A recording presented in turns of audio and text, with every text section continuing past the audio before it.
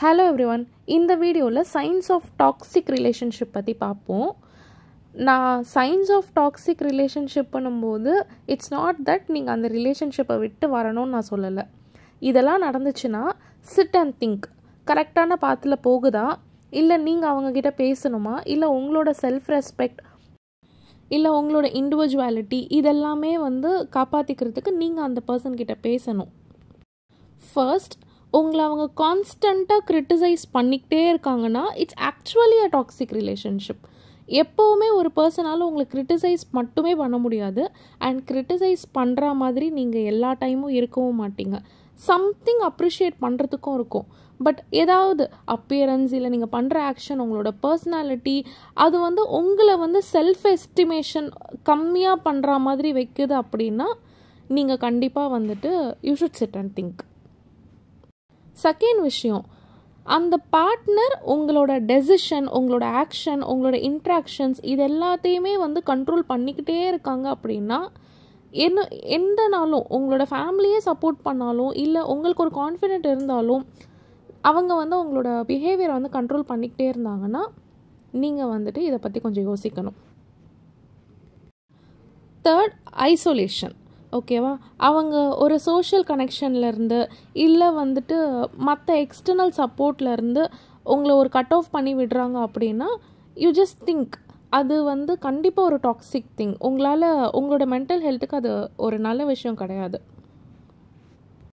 Next, இது ரொம்ப முக்கியம், லேக் ஆஃப் ட்ரஸ்ட்.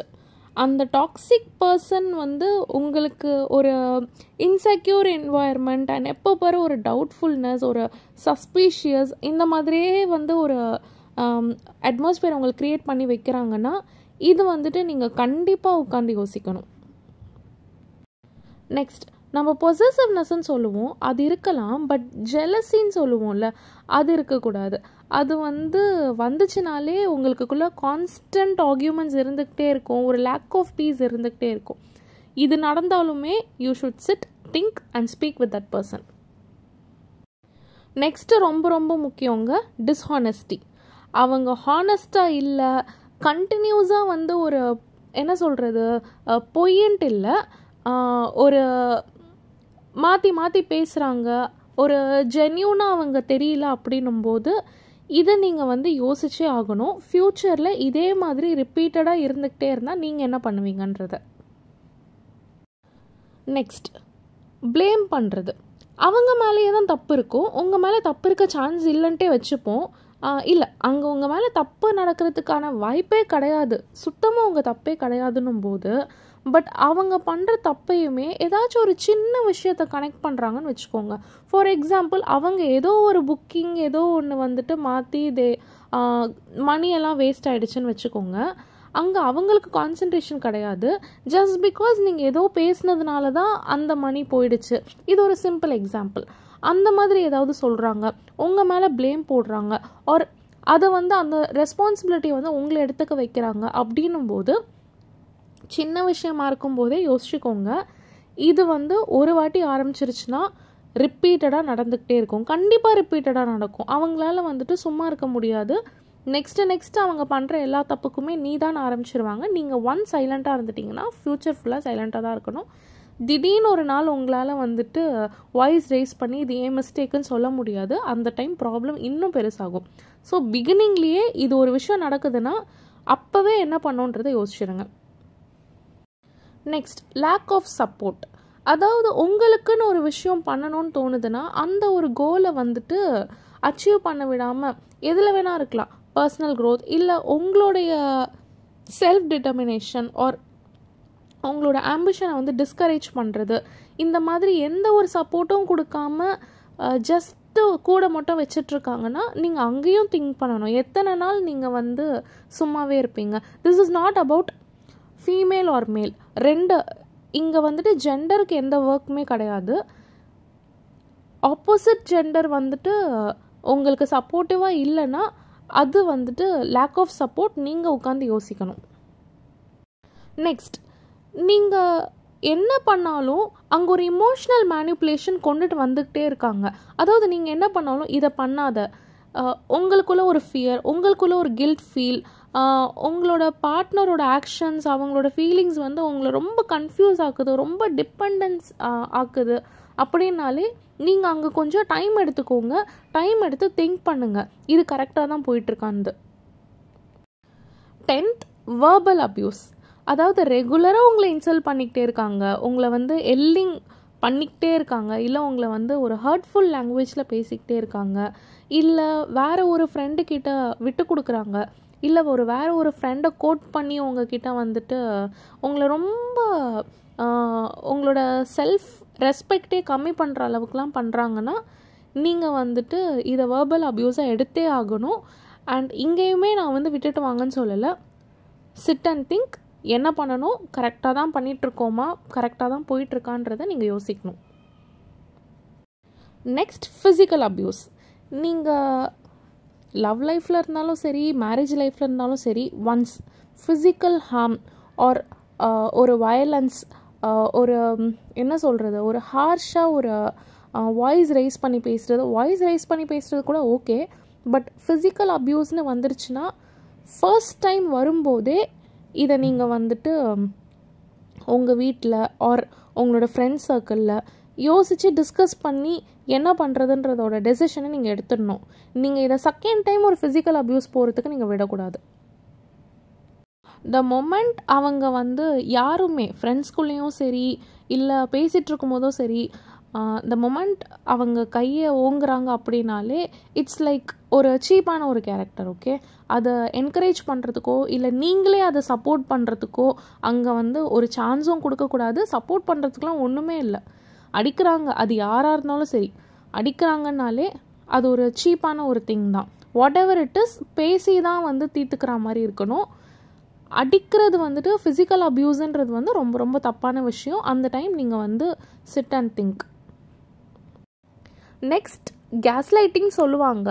அது என்னன்னு பார்த்தீங்கன்னா, உங்களை பற்றி நீங்களே கன்ஃபியூஸ் ஆகிற அளவுக்கு, நம்ம தான் தப்போ, நம்ம தான் பண்ணியிருக்கோம், ஸோ நம்ம சைடு தான் தப்பு, நம்ம இதை பண்ணியிருக்கக்கூடாது, நம்ம மேலே தான் ஃபுல்லாகவே உங்களோட கான்ஃபிடென்ஸ் எல்லாமே போயிடும், உங்களோட ரியாலிட்டியை பற்றி நீங்கள் யோசிக்கவே மாட்டீங்க. இந்த மாதிரி ஒரு சிச்சுவேஷனில் கொண்டுட்டு வந்து விட்டுருவாங்க. இப்படி நடக்கிறதுமே ரொம்ப தூரம் போகிறதுக்கு முன்னாடி ஸ்டார்டிங்லேயே நீங்கள் வந்து யோசிச்சிடணும், ஓகே கரெக்டாக இருக்கான்ட்டு. நெக்ஸ்ட், அவங்க நெக்லெக்ட் பண்ணுறாங்கன்னா ஃபஸ்ட்டே தெரிஞ்சுக்கோங்க, அவங்க வந்து ஃபிசிக்கலாகவும் சரி எமோஷ்னலாகவும் சரி உங்களை நெக்லெக்ட் பண்ணிக்கிட்டே இருக்காங்க. அதாவது நீங்கள் உங்களுக்கு அவங்க அந்த டைமில் வேணும், அவங்க பேசணும் அப்படின்னு நினைக்கிறப்போ அவங்க வந்து அங்கே அவைலபிளாக இல்லைனாலே அங்கே அவங்க சீரியஸாக இல்லைன்னு தான் அர்த்தம். நீங்கள் வெயிட் பண்ணுறதெல்லாம் வேஸ்ட்டு. உங்களுக்கு எந்த மூமெண்ட்டில் வேணுமோ, எவ்வளோ இம்பார்ட்டண்ட் ஒர்க்காக இருந்தாலும் வெயிட் அப்படின்னு சொல்லி ஒரு மெசேஜ் பண்ணுறதுக்கு ஜஸ்ட் ஃப்ராக்ஷன் ஆஃப் செகண்ட் ஆகாது. அதுக்கு கூட அவங்க வந்துட்டு ரெடியாக இல்லைன்னும் போது நீங்கள் நெக்ஸ்ட்டு மெசேஜ்க்காகவோ இல்லை நீங்கள் ஒரு எக்ஸ்ப்ளனேஷன் கொடுக்குறதுக்கோ அங்கே ஒரு டைமே இருக்கக்கூடாது. இந்த நெக்லெக்ட்ன்ற வேர்டை நீங்கள் ஃபீல் பண்ணிட்டீங்கன்னா ப்ளீஸ் ஸ்டாப். அந்த ரிலேஷன்ஷிப்பை கொஞ்சம் பாஸ் பண்ணிவிட்டு நீங்கள் உட்காந்து யோசிக்க ஆரம்பிக்கணும். நெக்ஸ்ட், ஒரு கான்ஃப்ளிக்ட் வருது அப்படின்னா 2 பேரும் உட்காந்து என்ன தான் நடக்குது, என்ன அது பிரிஞ்சே போனாலும் அங்கே ஒரு க்ளோஷரோடு தான் போகணும். ஓகேவா? பட் இது வந்துட்டு க்ளோஷரும் இல்லை, ஒன்றுமே இல்லை, ரிசால்வே ஆக மாட்டேங்குது, ஒரு அன்ரிசால்வ்டாகவே தான் இருக்குது.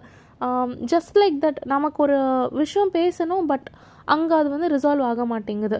இல்லை இந்த ஒரு இஷ்யூ இது வந்து அப்படியே போயிட்டுருக்கு. No, this is not healthy relationship.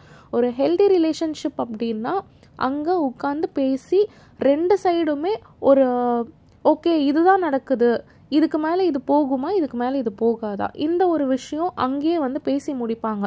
இது பேசாமனா இது டேஸ் கணக்காக வந்து இழுத்துக்கிட்டே போகுதுன்னா நீங்கள் வந்து இதை பற்றி அவேர் ஆகியே தான் ஆகணும். நெக்ஸ்ட், வாக்கிங் ஆன் எக்ஷெல்ஸ்ன்ற மாதிரி ஒரு சிச்சுவேஷன். அதாவது அங்கே ஒரு பிரச்சனை நடந்திருக்கும், அந்த பிரச்சனைக்கும் உங்களுக்கும் சம்மந்தம் இருக்குமான்னு கேட்டால் அங்கே இருக்க சான்ஸ் இல்லை. உங்களோட ஆப்போசிட் பார்ட்னர் மேலே தான் வந்து ஒரு ப்ராப்ளமாக இருக்கும்.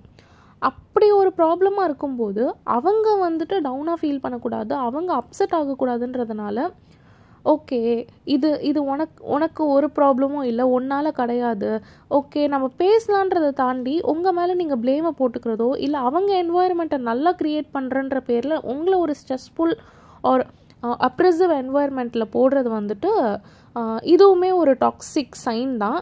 இங்கேயுமே நீங்கள் கொஞ்சம் உஷாராகணும். Next extreme mood swings. இது வந்துட்டு நான் வந்துட்டு தப்புன்னு சொல்ல மாட்டேன். அந்த மூட் ஸ்விங்ஸை உங்களால் ஹேண்டில் பண்ண முடியுமான்னு பாருங்கள். இல்லை ஹேண்டில் பண்ணுறது எப்படின்றத பற்றி பேசுங்க. பிகாஸ் இது வந்துட்டு உங்களை வந்து ரிலேஷன்ஷிப் அன்ஸ்டேபிளாக ஃபீல் பண்ண வைக்கும், இமோஷ்னலாக எக்ஸாஸ்ட் ஆக வச்சிரும். இது வந்து பெரிய விஷயம் கிடையாது, பட் இதுவுமே பேசுகிறது நல்லது. Next lack of respect. நீங்கள் அவங்க என்ன சொல்கிறது, உங்களை டிஸ்ரெஸ்பெக்ட் பண்ணிக்கிட்டே இருக்காங்க, அந்த பவுண்ட்ரிஸை க்ராஸ் பண்ணுறாங்க அப்படின்னும்போது அங்கே ஒரு மியூச்சுவல் ரெஸ்பெக்ட் இல்லை, மியூச்சுவல் அண்டர்ஸ்டாண்டிங் இல்லைன்னா இது ரொம்ப ரொம்ப இம்பார்ட்டண்ட். யார்கிட்டேயுமே செல்ஃப் ரெஸ்பெக்டை விட்டுட்டு நீங்கள் வந்துட்டு ஒரு ரிலேஷன்ஷிப்பில் இருக்கணுன்ற அவசியமே கிடையாது. செல்ஃப் ரெஸ்பெக்டை காப்பாற்றுறதுன்றது ரொம்ப ரொம்ப முக்கியம். தப்பான ஒரு ரிலேஷன்ஷிப்பில் போயிட்டு செல்ஃப் ரெஸ்பெக்டை காப்பாற்றணும்னு ஓடி வரத்துக்கு ஸ்டார்டிங்கில் எனக்கான ரெஸ்பெக்ட் நீங்கள் கொடுத்தே ஆகணுன்றதை சொல்கிறது ஒரு தப்பே கிடையாது. அது நீங்கள் எவ்வளோ இனிஷியல் ஸ்டேஜில் பண்ணுறீங்களோ அவ்வளோ இனிஷியல் ஸ்டேஜில் நல்லது. Next lack of intimacy. It's not just physical intimacy, even emotional intimacy.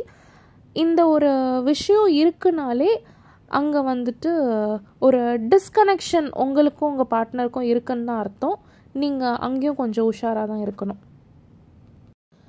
Next financial control. இப்போது நம்ம ஊதாரித்தனமாக செலவு பண்ணுறோன்னா கண்டிப்பாக அவங்க கண்ட்ரோல் பண்ணலாம், கேட்கணும். ஆக்சுவலாக வந்து ஃபினான்ஷியல் திங்ஸ் கேட்கணும், ஒரு கண்ட்ரோல் இருக்கணும். பட் அதை தாண்டி ரெஸ்ட்ரிக்ட் பண்ணுறாங்க மணி யூஸ் பண்ணுறது, இல்லை டிபெண்டன்சி க்ரியேட் பண்ணுறாங்க, இல்லை பவர் வந்து உங்களுக்கு அந்த மணி யூஸ் பண்ணுறதுக்கான எந்த ஒரு பவருமே இல்லைன்னும் போது இதை பற்றி நீங்கள் ஸ்டார்டிங்லேயே பேசிடணும். அது எந்த ஸ்டேஜ் ஆஃப் ரிலேஷன்ஷிப்பில் இருந்தாலும் சரி, ரொம்ப நாள் உங்களால் ஒருத்தர் கூட வந்து டிபெண்ட்டாக இருக்க முடியாது. நெக்ஸ்ட் உங்களுக்குள்ள ஒரு த்ரெட்ஸ் க்ரியேட் பண்ணுறது, அந்த உங்களோட பிஹேவியரை வந்து நல்லா வந்து கண்ட்ரோல் பண்ணி விடுறது, இது வந்து ஆக்சுவலாக வந்து டாக்ஸிக். இப்போ நான் சொன்ன 20 விஷயத்தில் எது நடந்தாலும் உட்காந்து யோசிங்க. நான் திரும்பவும் சொல்கிறேன், ரிலேஷன்ஷிப்பை பிரேக்கப் பண்ணுறதுக்காக நான் இதை சொல்லலை.